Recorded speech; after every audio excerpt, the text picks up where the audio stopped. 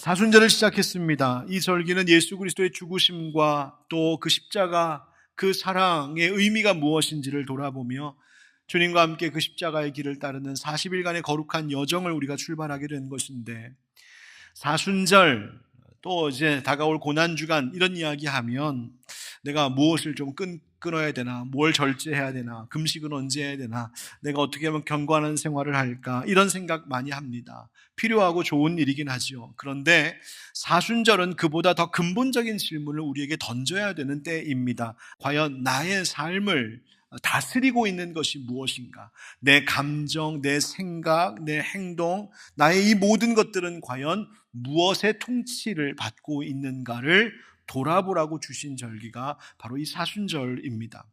오늘 본문 말씀 안에서 우리에게 있는 이 질문에 대하여 주님께서 뭐라고 답을 주시는지 함께 그 음성을 듣고 그 은혜를 나누는 시간이 되기를 원합니다. 오늘 본문의 말씀에서 사도 바울은 우리 인생, 인류 가운데 있는 비극의 한 시작점을 이야기하고 있습니다. 바로 한 사람 아담입니다. 기독교는 인생을 광야라고 종종 표현합니다. 불교에서는 고해라는 말 씁니다. 쓴 바다와 같다고 말입니다. 이 모두 다 한 사람의 힘으로는 해결할 수 없는 인생의 많은 문제들을 끌어안고 살고 있는 우리들, 그리고 그런 현재의 삶, 바로 이 세상을 말하는 것일 겁니다. 여러분 생각해 보셨습니까? 왜 인간에게는 이런 어려움들이 그치지 않고 계속해서 있는 것일까 말입니다. 사도 바울은 오늘 본문에서 인류의 시작인 아담과 우리의 어떤 관계를 이야기하고 있는데, 바로 그 아담이 우리 인간에게 비극의 출발점이었다고 사도 바울은 이야기합니다. 바로 12절이 그것을 말합니다. 그러므로 한 사람으로 말미암아 죄가 세상에 들어오고 죄로 말미암아 사망이 들어왔나니 이와 같이 모든 사람이 죄를 지었으므로 사망이 모든 사람에게 이르렀느니라. 아멘. 바울은 우리 인간이 겪고 있는 이 반복되는 어려움, 문제, 고통, 혼란의 일들의 원인을 말할 때에 우리 인간 사회의 어떤 의식이나 문명이 아직 발달하지 못해서 그렇다고 말하지 않습니다. 정치나 문화, 교육이 부족해서도 아니고 제도가 없어서도 아니랍니다. 우리 인간이 겪고 있는 이 인류의 비극의 시작을 한 사람, 바로 아담에게 두고 그를 주목하고 있습니다. 아담이 하나님께 불순종했던 일 말입니다. 여러분 창세기에 보면 하나님께서 아담을 불러 분명히 이렇게 말씀하셨죠. 여호와 하나님이 그 사람에게 명하여 이르시되 동산 각종 나무의 열매는 네가 임의로 먹되 선악을 알게 하는 나무의 열매는 먹지 말라. 네가 먹는 날에는 반드시 어떻게 된다고요? 죽으리라 말씀하셨습니다. 이것이 하나님의 명령이었고 아담과 맺은 언약이었습니다. 그것을 아담이 불순종함으로 말미암아 죄가 세상에 들어왔고 죄로 인하여 죽음이 있다고 이야기하고 있는 겁니다. 여러분 이런 생각할 수 있습니다. 왜 하나님은 아담 불편하게 이 에덴 동산 중앙에다가 굳이 선악과를 세워두시고 왜 그것을 먹지 못하게 하시는 금령을 내리셨을까? 그것은 질서를 위한 것이었습니다. 하나님이 창조주이시고 아담이 피조물이라는 것을 분명히 말씀하시는 겁니다. 피조물은 창조주이신 하나님의 명령에 순종해야 함을 명확하게 말씀하신 겁니다. 하나님께서 아담에게서 자유를 뺏으시려고 하는 것이 아니라 진정한 자유란 바로 이와 같은 하나님과의 올바른 관계, 바른 질서에서 그 자유가 진정한 기쁨이 되고 복이 된다는 사실을 아담에게 그리고 인류에게 가르쳐 주신 것입니다. 그런데 아담이 그거 불순종한 겁니다. 그 죄의 결과는 하나님 말씀하신 대로 죽음, 바로 사망이었습니다.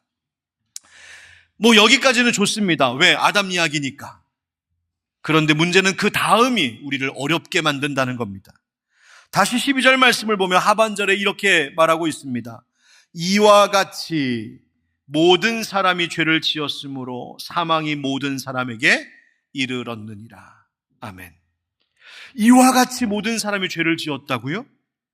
여기서 이와 같이란 말은 이런 이유로, 이런 방식으로 아담이 죄를 지은 것처럼 모든 사람도 죄를 지었다라고 이야기하십니다. 여러분 이 말에서 우리는 잠시 멈칫하게 되는 거죠. 아니 왜 아담이 죄를 지었는데 그것이 오늘 나의 문제가 되는 것일까? 그렇게 묻고 싶습니다. 왜 아담이 잘못한 것이 우리의 잘못이 되었고 아담이 받을 형벌이 왜 우리에게까지 미치는지 따져 묻고 싶은 분도 계실지 모르겠습니다. 그런데 여러분 여기 보십시오. 모든 사람이 죄를 지을 것이라고 말씀하십니까? 모든 죄를 지었다고 말씀하십니까? 지었다고요.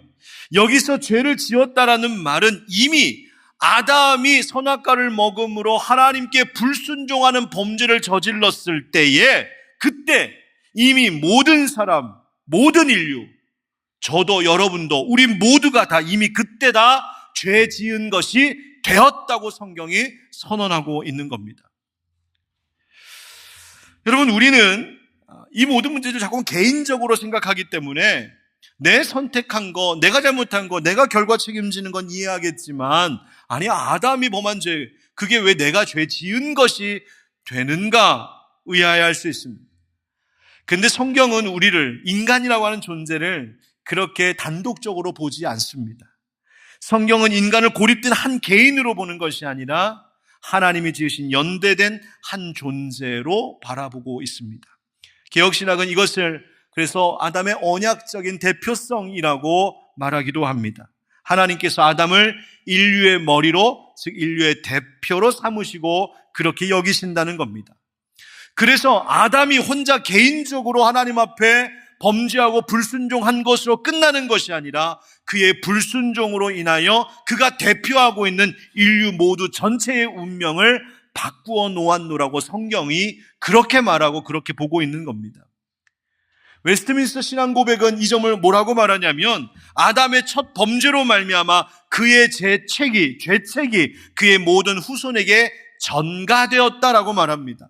그의 타락한 본성이 그의 후손들에게 전해졌다, 전가되었다라고 말합니다. 그것이 전가교리입니다. 그러니까 아담의 범죄함이 단순한 과거의 역사적 한 사건, 옛날 이야기가 끝나는 것이 아니라 이 일이 바로 오늘 우리 현실이 되었다라고 말하는 겁니다. 여러분, 우리가 죄를 지어서 죄인이기도 하지만 그 전에 이미 죄를 지을 수밖에 없는 죄인으로 태어났다는 사실을 아십니까? 죄 가운데 태어난 존재. 그래서 죄의 결과를 피할 수 없는 우리 인생들이라는 겁니다. 이것을 과거에 어거스틴은 오리지널 sin, 바로 원죄라는 이름을 붙여 부르기 시작했습니다. 즉, 우리 인류가 내가 가지고 있는 이 심각한 비극적인 지금의 이 상황, 비참한 상황은 내가 어떤 행동 몇 가지 좀 잘못해서 내가 하나님 보실 때 살면서 뭐 좀 잘못한 것들이 있어서 그게 문제가 아니라 내 존재 자체가 소망이 없는 존재라는 겁니다. 이게 문제라는 겁니다. 칼빈이 말한 전적 타락도 그런 의미일 겁니다. 우리의 모든 전인격, 생각과 감정과 의지가 죄의 영향을 받았다는 뜻. 그래서 우리 스스로의 힘으로는 아무리 발버둥을 쳐도 하나님 원하시는 모습으로 하나님께로 돌아갈 수 없는 비참한 상황이 되었다는 것이 바로 지금 성경이 우리에게 이야기하고 있는 것입니다. 이것이 우리를 불편하게 만듭니다. 우리의 문제는 나의 어떤 조건이나 지금 형편이나 상황이 문제가 아니라 태어날 때부터 죄인이었던 나, 바로 그 존재의 뿌리에 있다고 성경은 고발하고 있는 겁니다. 이것이 나의 비극이요, 인류 전체의 비극입니다. 그런데 이 비극이 그냥 여기서 끝나는 것이 아니라 이 비극이 인류의 역사 속에 계속되고 있다는 겁니다. 바로 그 죄의 결과로 인하여 임한 죽음, 사망이 우리에게 영향을 미치는 왕노릇을 하고 있다고 성경이 말하고 있습니다. 이것을 바울은 14절에 이렇게 말합니다. 그러나 아담으로부터 모세까지 아담의 범죄와 같은 죄를 짓지 아니한 자들까지도 사망이 무슨 노릇했다고요? 왕노릇하였나니. 아담은 오실자의 모형이라 오실자의 예표다, 그런 말입니다. 사망이 왕노릇했다고요? 여러분 보십시오. 사망, 죽음이라고 하는 것은 내 인생의 마지막 자락에 그 끝에, 그 순간에 그때 처음 만나는 것이 죽음이 아니라 지금도, 현재의 삶에도 끊임없이 우리에게 지배력을 행사하고 있는 것이 죽음이라고 성경은 말합니다. 피할 수 없는 죽음으로 인하여 그 죽음이 가져오는 두려움이 우리 가운데 있고 그 두려움이 우리를 몰아붙입니다. 그 죽음에 대한 두려움이 인생을 허무하게 느끼게 하고 인생을 회의적으로 보게 하고 공허함을 가득하게 합니다. 때로는 그래서 극단적으로 쾌락을 추구하기도 합니다. 이것이 바로 죽음의 다스림, 사망의 통치입니다. 죄가 들어오고 죄와 죽음이 우리의 삶을 다스린다는 것, 그것은 단지 아담 때의 과거의 옛날 역사 속에 있었던 한 이야기가 끝나는 것이 아니라 지금도 계속해서 그 일이 벌어지고 있다는 겁니다. 여러분, 우리의 인류 역사를 한번 보십시오.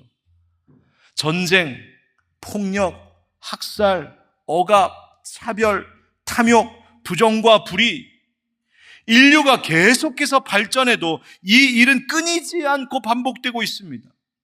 그렇게 발전하고 선진 국가인데, 문명이 발전하고 있는데 어쩜 세상은 달라지지 않을까? 왜 인간의 마음은 달라지지 않고 계속 악을 추구하고 있을까? 많은 지식을 쌓아가지만 더 깊은 불안을 안고 살아가고 있습니다. 수많은 정보와 기술이 눈부시게 발전해서 오늘날 우리들은 매일마다 AI, 인공지능과 대화하면서 살고 있는 시대를 살아가고 있는데 정작 우리 인간의 관계들은 다 단절되고 고독함과 괴로움은 더 깊어져 가고 있는 이 세상을 우리는 똑똑히 지금 보고 있습니다. 많은 사람들이, 똑똑한 사람들이, 리더들이 이 문제들을 해결하기 위해서 끊임없이 노력합니다. 더 나은 제도를 만들어 보기도 하고 공정한 법을 좀 만들어 보기도 하고 정교한 정책을 좀 세워보려고도 노력합니다. 교육 수준도 막 높여보기도 하고 과학과 기술을 끊임없이 발전시켜 보기도 하고 정치와 경제 문제들을 개혁해 보기도 합니다. 그러나 이 문제가 사라지지 않습니다. 여전히 전쟁과 폭력은 계속되고 불의하고 악한 일들은 반복됩니다. 생명을 경시하는 일, 심각한 상처와 공격과 중독들은 줄어들진 않습니다. 어느 시대보다도 우울함과 허무함과 고독함이 지금 이 사회 현대인들을 사로잡고 있습니다. 관계 안에서도 비교하며 그 열등감과 상처가 더욱 심화되고 있습니다. 도대체 왜 이런 것일까요? 그렇게 인류의 문명이 발전하고 발달하고 있는데 왜 이 문제는 끊이지 않고 더 심각해져 가는 것일까요? 성경은 그 이유를 분명히 답해주고 있습니다.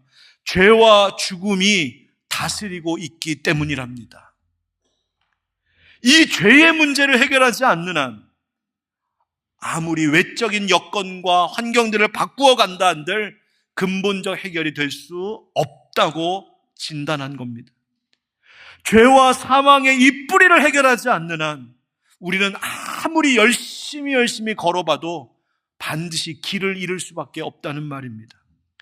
이것은 이런 공적인 문제, 사회적, 국가적 문제만의 이야기가 아니라 우리 개인의 삶도 그렇습니다. 우리가 설, 명절, 연휴 잘 보내고 나서 이제 정말 한 해를 시작하면서 올해 우리 한번 잘해봐야지, 올해는 우리가 좀 달라질 수 있을 거야, 그래 나 한번 잘해볼 수 있을 거야 다짐합니다. 결심합니다. 계획도 세우고 스스로를 다잡습니다. 그런데 또 잘 안 됩니다. 실패를 반복합니다. 또 넘어집니다. 낙심합니다. 같은 상처를 매년 되풀이하고 같은 죄에 매번 넘어지고 같은 두려움에 매번 사로잡힙니다. 가정도 그렇습니다. 왜 우리 집의 문제, 이 문제는 해결되지 않는 것일까? 왜 갈수록 우리의 관계는 더 어려워지고 상처는 더 깊어져 가고 더 심각해져 가는 걸까? 왜 나는 왜 이럴까? 왜 우리 집은 그럴까? 그것이 바로 우리라는 존재가 죄와 죽음의 다스림 아래에 있다는 사실을 보여주는 증거라고 성경이 말하고 있는 겁니다. 우리는 태어날 때 이미 죄와 죽음의 통치 아래 태어났고 그 영향력에서 스스로 나를 끄집어낼 수 있는 힘이 자력으로는 없기 때문이랍니다. 이것이 우리의 한계이고 비참한 실존입니다. 이 사실을 우리가 인정해야 한다고 말씀을 드리는 겁니다. 왜?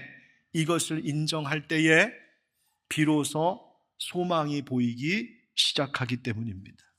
우리가 얼마나 심각한 상태인지를 인정할 때 은혜가 보이기 시작합니다. 우리를 살릴 수 있는 것은 세상의 어떤 제도도 아니고 철학적 사상이나 신념도 아니고 교육이나 우리의 의지적 결단이나 수양이나 나의 자기 개발, 자기 관리 훈련이 아니라 내가 아닌 우리 밖에서부터 오는 구원이 필요하다는 사실을 인정해야 한다는 것입니다. 그렇지 않으면 우리의 힘으로는 이 실패의 자리에서 아무리 발버둥 쳐도 일어날 재간이 없는 것이 우리입니다. 그래서 시편의 시인은 말합니다. 눈을 들어 산을 보아라. 나의 도움이 어디서 올꼬? 천지를 지으신 여호와에게서로다. 우리는 은혜가 필요한 사람이라는 겁니다. 내가 어떻게 할 수 있는 것이 아닌 우리는 은혜가 필요한 사람들. 그 은혜만이 우리의 인류 가운데 내 인생 속에 계속되는 비극을 멈출 수 있다고 이야기하고 있어요. 그래서 이제 이 이야기를 할 수 있을 것 같습니다. 바로 그 은혜가 시작되었다는 것을 한번 따라합시다. 그러나 예수 그리스도의 은혜로. 지금까지 말씀드린 것처럼 그렇구나. 우리는 스스로 어떤 희망도 없고 가능성도 없구나 탄식하게 되는 이 지점에서 사도 바울은 이 모든 국면을 완전히 반전시키는 한 복음의 전환점을 우리에게 선언합니다. 그것이 바로 15절이에요. 여러분 혹시 자기 성경 가지고 계신 분이 있다면 15절에다가 정성을 다하여서 빨간색으로 줄을 그으시기 바랍니다. 15절 우리 한번 같이 읽어봅시다. 시작. 그러나 이 은사는 많은 사람이 죽었은즉 더욱 하나님의 은혜와 또한 한 사람 예수 그리스도의 은혜로 말미암은 선물은 많은 사람에게 넘쳤느니라. 아멘. 여러분, 아담으로 말미암아 한 사람의 범죄로 인하여 많은 사람이 죽게 되었는데 놀랍게도 그러나 이 은사는, 이 말은 하나님께서 베풀어 주시는 이 은혜는 오히려 많은 사람들에게 선물로 넘치는 은혜가 되었다라고 이야기합니다. 한 사람의 죄로 인하여 사망이 왕노릇하게 되어서 인간 스스로는 도무지 일어설 수 없는, 회복될 수 없는 상태에 놓였던 비참함이 우리였는데 바로 그 자리에서 하나님의 은혜가 시작되었답니다. 아담의 범죄함은 정죄를 가져왔습니다. 이것은 그냥 단순히 뭐 좀 잘못했다 하는 것이 아니라 법적으로 그렇게 선언하고 있는 겁니다. 아담, 유죄. 아담이 대표하고 있는 모든 인류, 유죄라고 이야기하는 겁니다.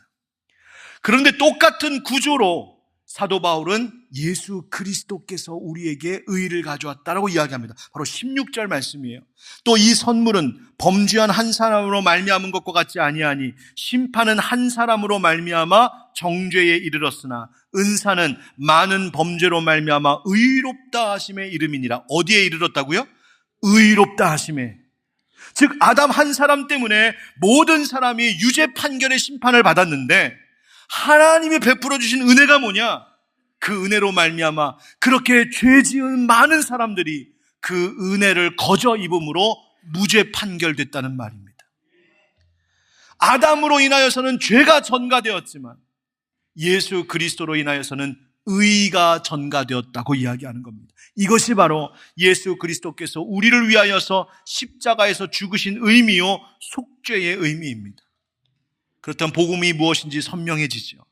복음의 시작이 뭔지 아십니까? 그것은 우리 스스로는 소망이 없다는 것입니다. 우리 스스로 의롭게 되어지지 않습니다. 우리는 점점 내가 좀 나아지고 내가 점점 훌륭해져서 내가 대단히 괜찮아지는 사람이 되는 것이 아니랍니다. 그저 예수 그리스도를 믿고 받아들임으로 나에게는 아무런 소망도 아무런 가능성도 없는 비참한 죄인, 죄와 죽음의 영향력 아래 살 수밖에 없는 나인데 그런 나에게 예수님 은혜 주셔서 그 예수를 믿기만 하면 그 믿음으로 말미암아 우리 안에 은혜가 넘친다는 이 사실, 바로 이것이 종교개혁가들이 외쳤던 오직 은혜, 오직 믿음의 이야기입니다. 그래서 바울이 그 유명한 20절의 말씀을 이렇게 남기고 있는 겁니다. 우리 20절 한번 같이 읽어봅시다. 시작. 율법이 들어온 것은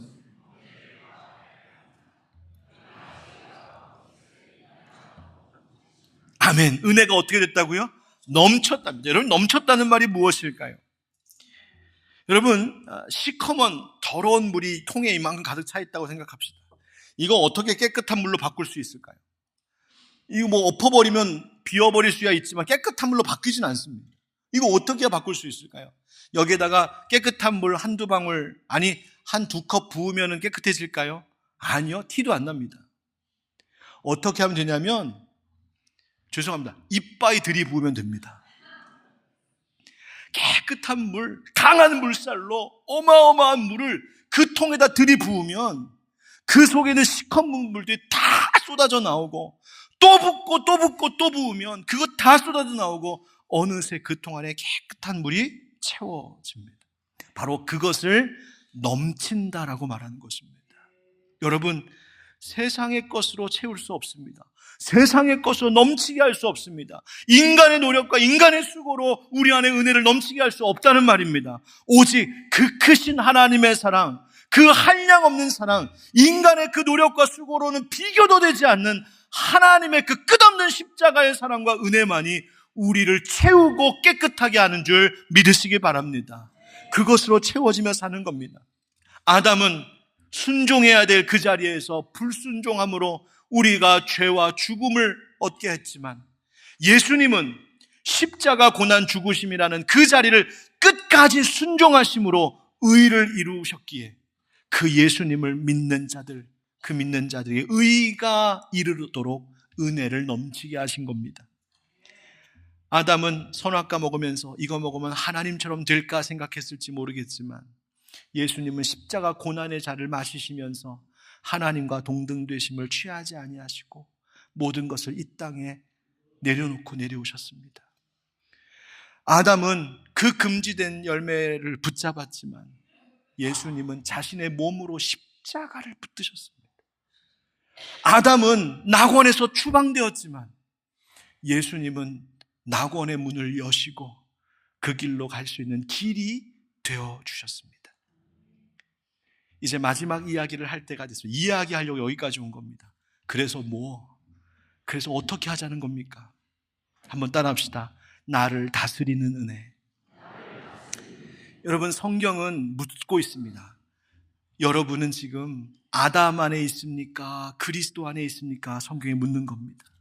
누구의 다스림을 받고 있느냐고, 누구의 영향력 아래 있냐고 말입니다.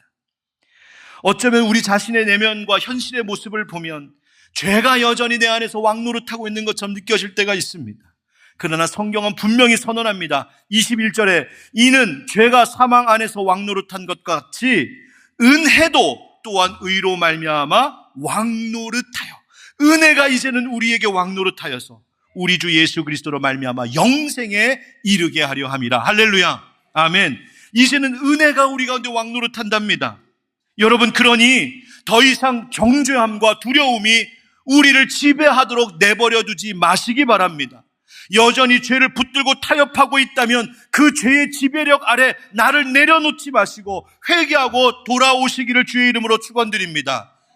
죄가, 세상이 아니야, 넌 아직 우리의 영향력 아래 있어 라고 우리를 유혹할 때마다 그럴 수 없다고 외치셔야 합니다. 예수 그리스도께서 내 안에, 우리 가정 안에 하나님의 은혜가 넘치게 하셨으니 더 이상 우리는 나는 죄와 죽음 아래에 있을 수 없노라, 결코 정죄함이 없노라고 복음을 선포하시기를 축복합니다. 사랑하는 성도 여러분, 더 이상 아담의 옛자리로 돌아가지 마시고 예수 그리스도 안에 날마다 거하시는 여러분 되기를 주의 이름으로 축원드립니다. 이 사순절이 바로 그렇게 철저히 오직 은혜에만 반응하며 은혜의 다스림 받는 복된 절기가 되기를 예수님의 이름으로 축원드립니다.